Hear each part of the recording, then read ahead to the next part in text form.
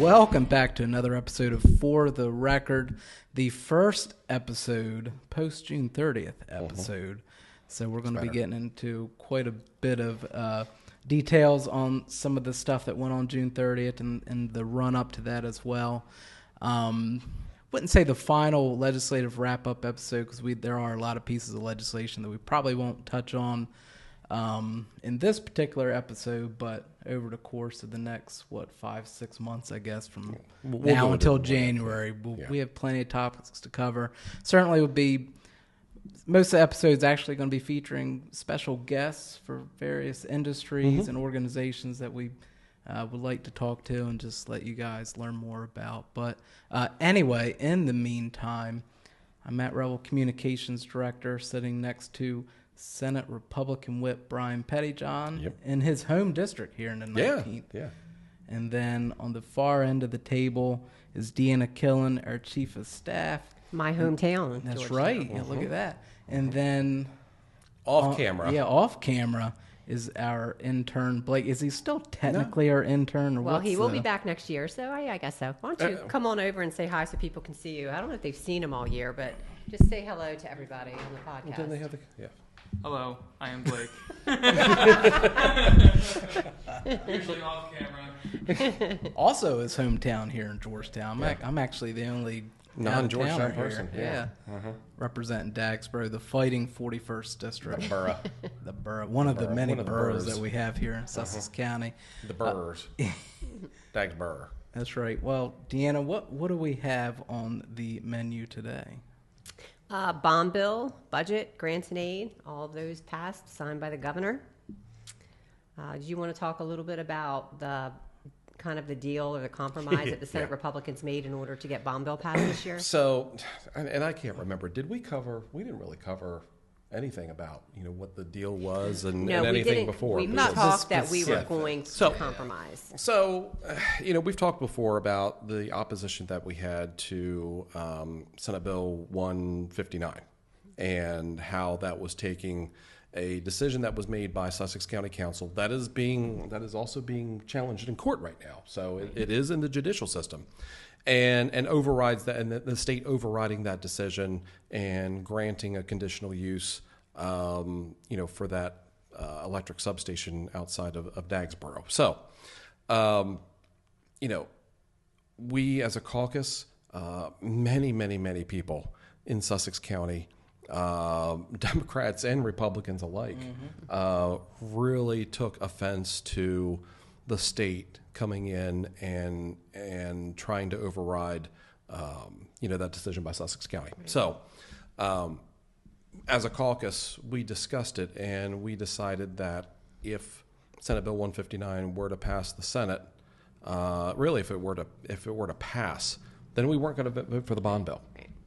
So on Thursday of last week, we voted down the bond bill, as we told the majority that we were going to do. This wasn't something that, we threw on them last minute. We gave them plenty of warning that we were going to do it. We let them know when it was on this, prior to it being on the Senate agenda, that if it passed, so they had plenty of notice. June 10th was that. Yeah, we did it when it was still in committee. I think it was when it was introduced. So, they had plenty of time. I don't believe in throwing things on the last minute. If we have a problem with something, you go and you let them know. So we let them know. Well, it passed the Senate, and we said, okay, we are not going to pass the bond bill unless we have some type of guarantee that it's not going to pass the House or be, signed by the governor. Well, talking to the governor, he said he was going to sign it. So, the other option was to try to hold it up in the House, preferably, but in House committee. But it did make it out of House committee, and it was on the agenda on June 30th to be voted on in the House. It got passed in the House, and I think the ink was still wet on the signature from the chief clerk of the House when the governor signed it. So it was signed pretty much immediately. So that put us in a position, and majority came back to us and said, "What are you going to do?" And I was talking to the press about that time too, and I said, "Well, I hope you guys have your sleeping bags because it's going to be a long night." And our caucus held firm that we did not want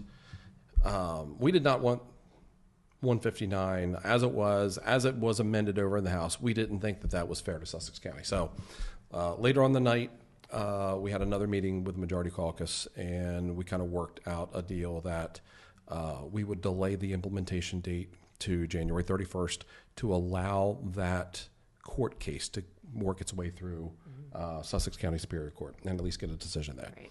So, that was one of our big things. There are decisions that are made by county council that are appealed to Superior Court. I'm not going to say all the time, but it happens. And sometimes Sussex County Council wins, sometimes they lose. So we just wanted to have the court, that third party, the third branch of government, come in and weigh in on the decision, make sure it was a lawful decision, because we've heard from a lot of people, they didn't make a right decision. They didn't do the right thing.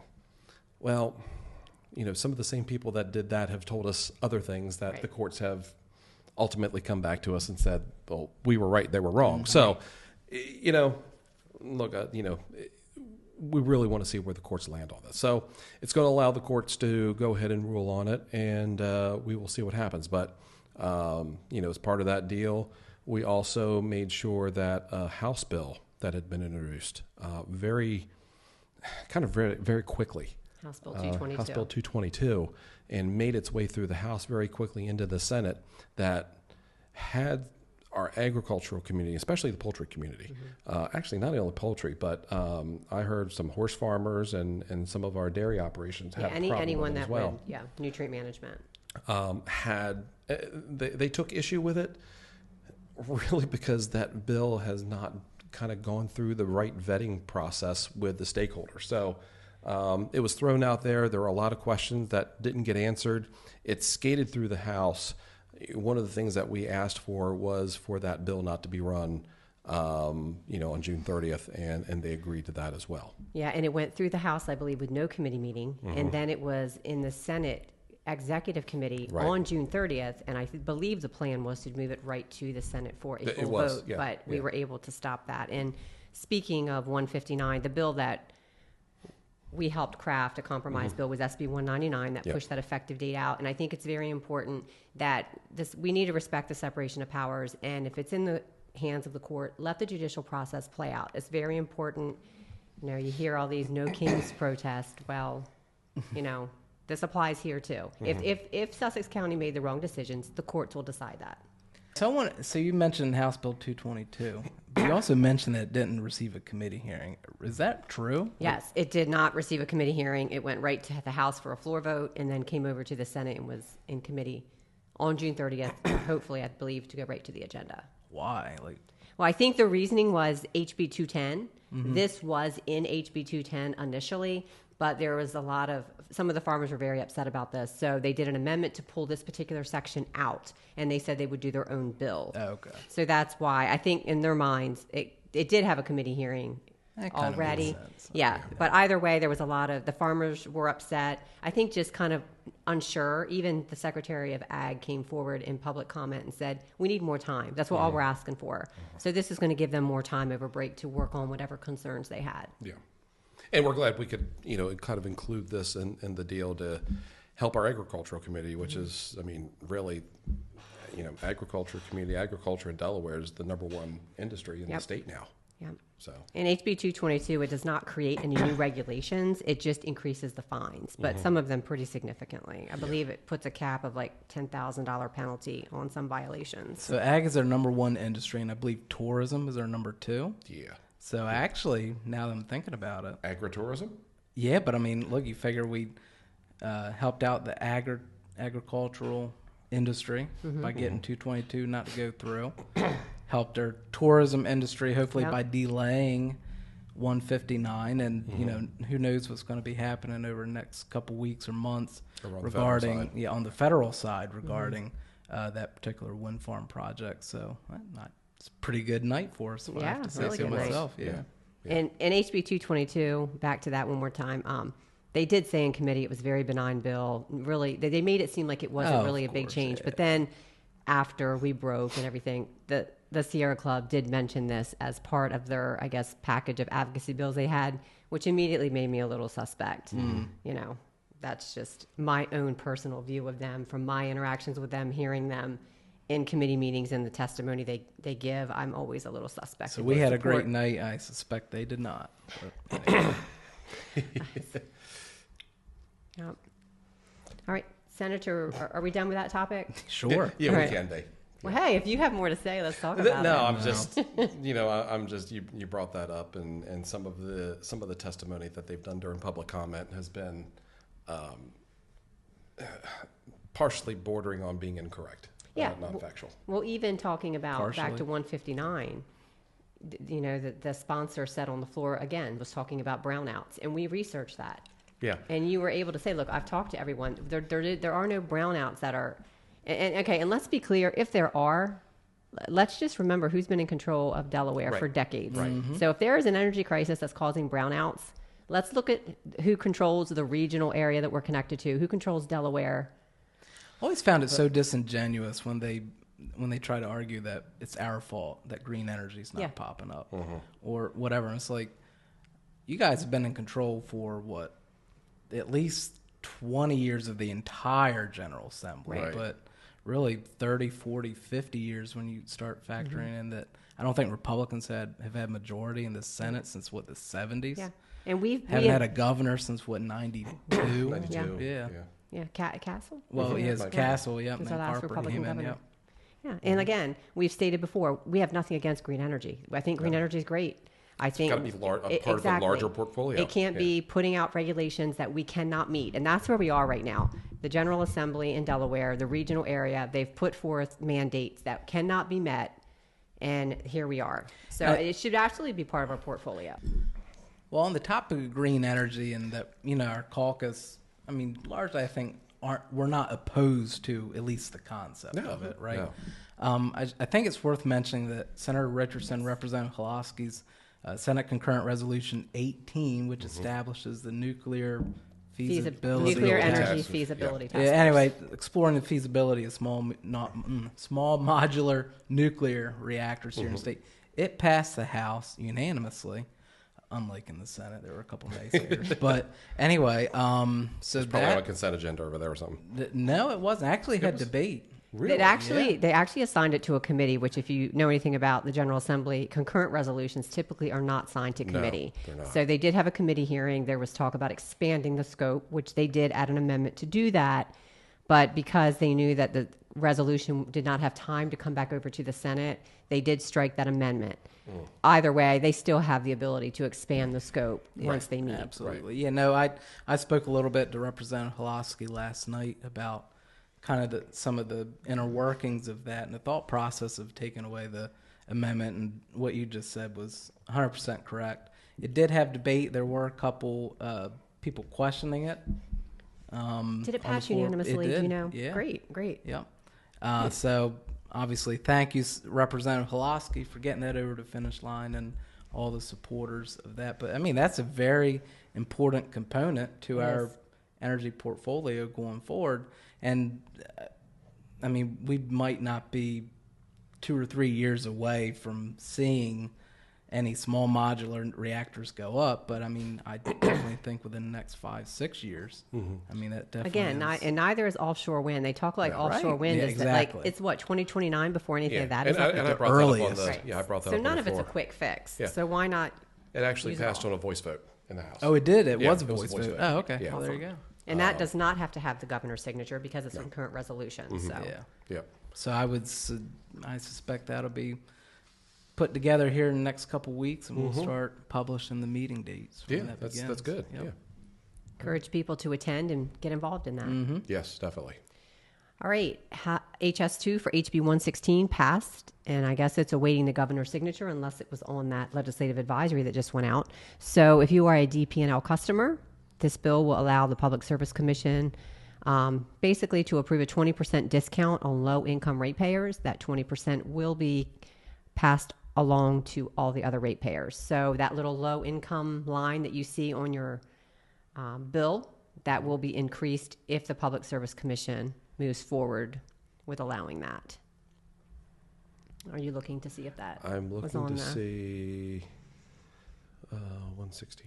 And again, that only applies to DP&L because DP&L is the only public electric utility that is regulated by the state.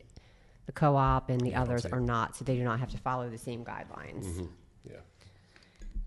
But again, this is one where a lot of people had issue with, where you are charging your middle class and middle class and up to help other people pay for their electric bills, and a lot of people just had enough of it.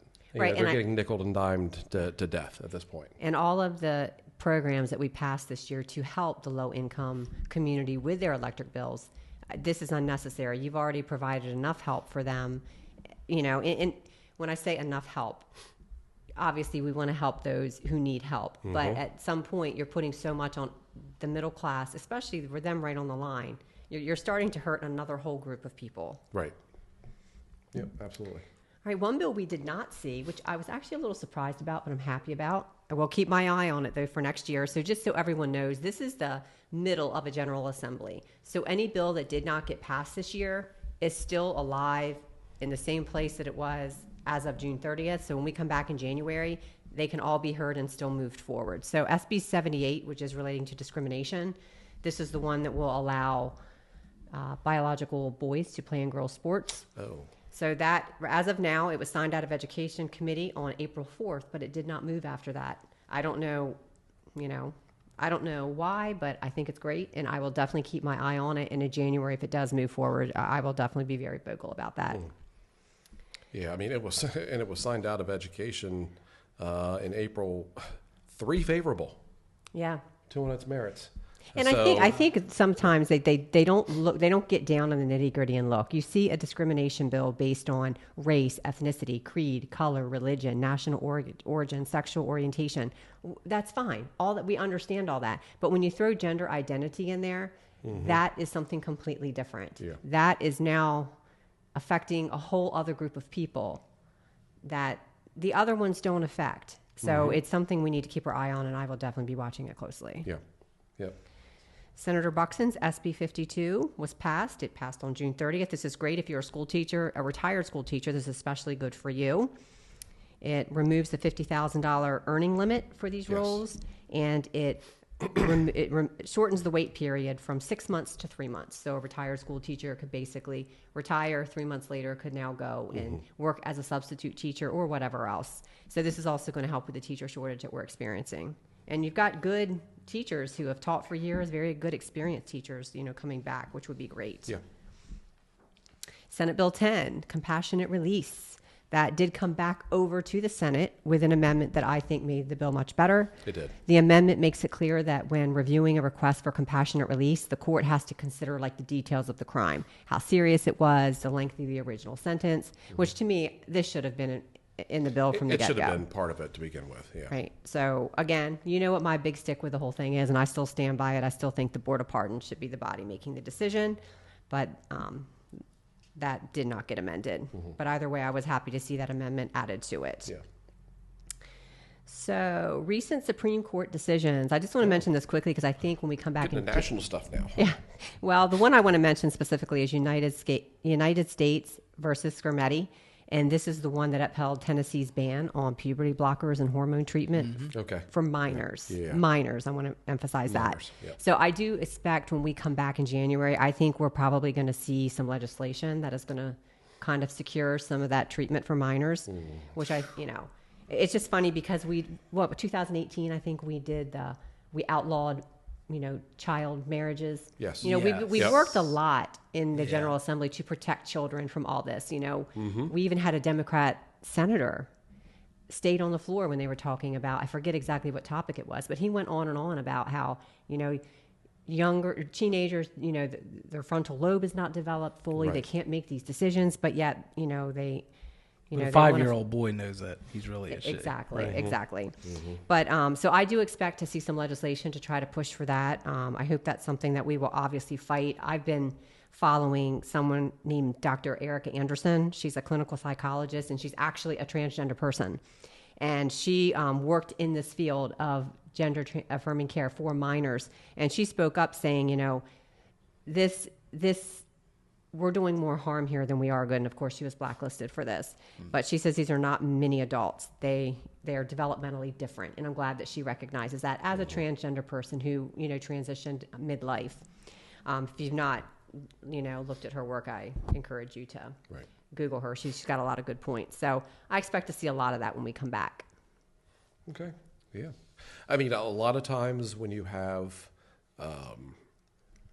issues that come before the U.S. Supreme Court that go against the current party in Delaware and their ideals, they'll try to bolster up the rails around it here in Delaware so that people can feel safe here in Delaware from those types of decisions. And we've seen that with abortion. I'm sure we're going to see something like this with other things too. And it's a shame because I think the public, especially with protecting our girls in sports in schools, the public is really on our side with this. And whether you're talking about a Sussex County Republican, a Sussex County Democrat, a City of Wilmington, Democrat, I've talked to all of them, and they don't think that these biological males should be competing in these very physical sports along with females, and it's dangerous. It's dangerous, and it really it goes against what we've been trying to do for years in terms of protecting women and making sure they have their own space for their own sports. Yep. And Senator Richardson had a bill that would protect fairness in girls' sports, which he will be introducing in January when we come back. But I spoke several years ago, he had introduced this, and I spoke to a Democrat's staffer, actually. And she actually admitted to me, the majority of the Democrats actually agree with this, but they're kind of basically afraid to say anything, which I think is very sad. That is sad. So, now, do you think that'll change now that Senator McBride is a U.S. representative? I wonder. I just wonder if maybe that dynamic played a little bit into their decision to. Maybe. I don't know. I don't know. I guess we'll see. So we'll stay tuned for that. And even when we're on break, we'll still see bills that are pre-filed. So even though we're not in session, we'll still see a little bit of that. We'll get an idea of what they're thinking, as we go through the session. We get whenever something, even if it's an amendment to an existing bill that gets pre-filed, we'll see some of the thinking that's going on. Yeah.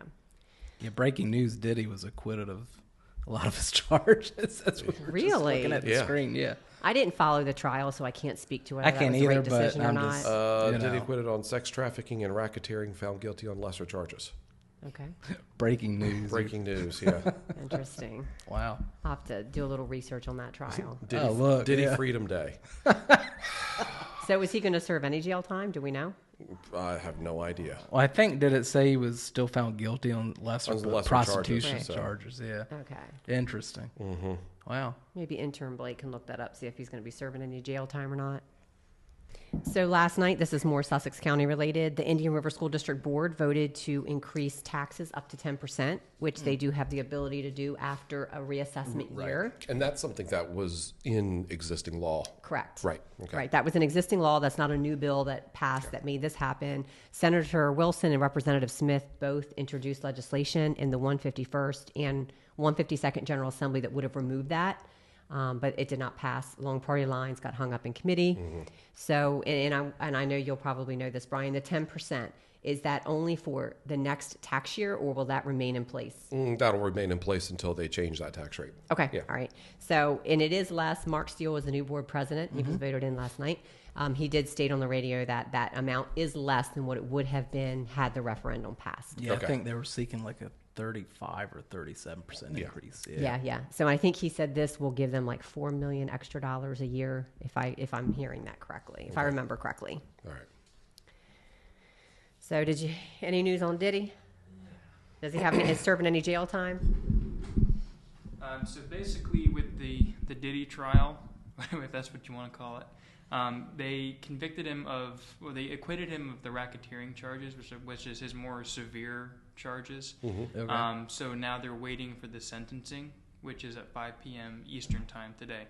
And he's been charged with 2 counts of transportation for prostitution, something like that. Charged or convicted? which they carry a maximum sentence of 10 years each. He was convicted on those. Yeah. Yes. Okay. Yeah. So there is a possibility for some prison time. Interesting. All right. Well, thank you for that. So I guess we'll find out this afternoon what the sentencing is. And you said that's a maximum of 10 years, not a minimum. Yeah, max 10. Okay. Yep. So during this time, though, he has been in jail. He was apparently in the same jail as Sam Bankman-Fried. Oh, wow. Oh, Yeah. Maybe he bought himself some Bitcoin. I think it well, or something. I don't know. Something. Yeah. Traded baby oil for crypto. Yeah, his baby oil. Didn't his baby oil have some like drugs in it or something?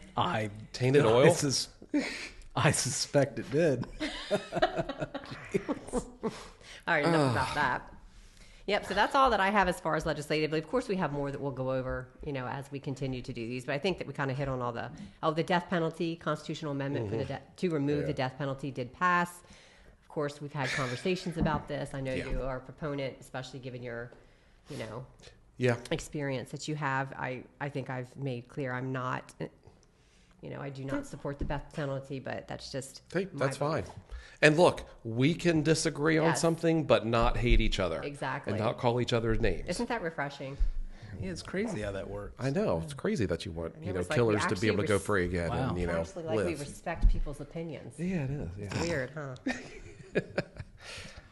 Yeah. Yeah. So, you have anything you want to talk about nationally, Matt? You want to talk about your friend who is the possible mayoral candidate? I know you seem really excited about that. Well, we touched on that, I think, last We episode. did.